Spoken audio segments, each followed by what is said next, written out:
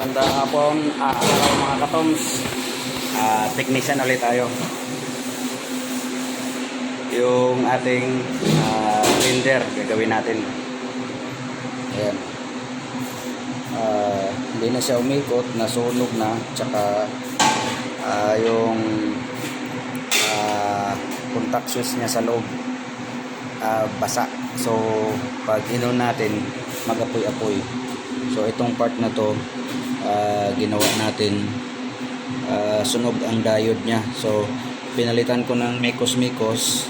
Ayan, napaandar natin uli. So check natin, bubuuhin na natin siya uli na yun. So after 2 years later, ito nabubuo na natin. So testing natin siya ngayon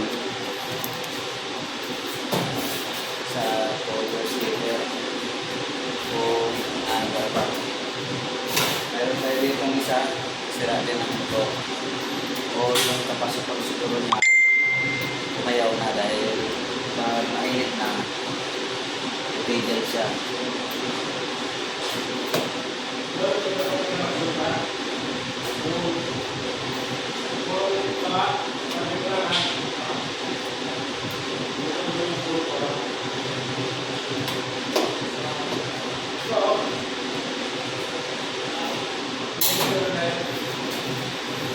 So isa pang ginawa natin ng parang guys, dito bungi na talaga, pero ang ginawa na yung lingkod, nagtunaw ko ng plastic tapos binuhos ko dito.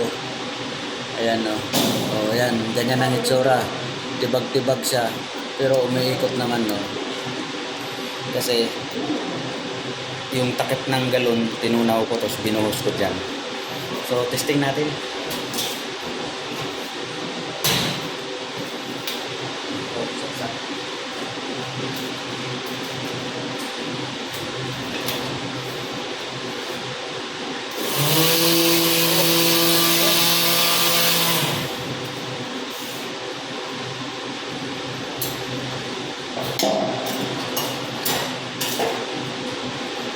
So lagyan natin ang laman para natin yung kalidad niya.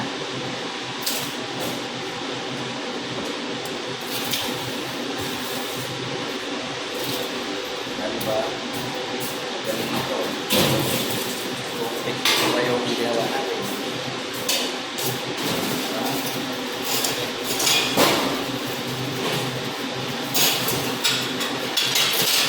Tadi ay na yung takip niya eh. Ay. Oh. Yun.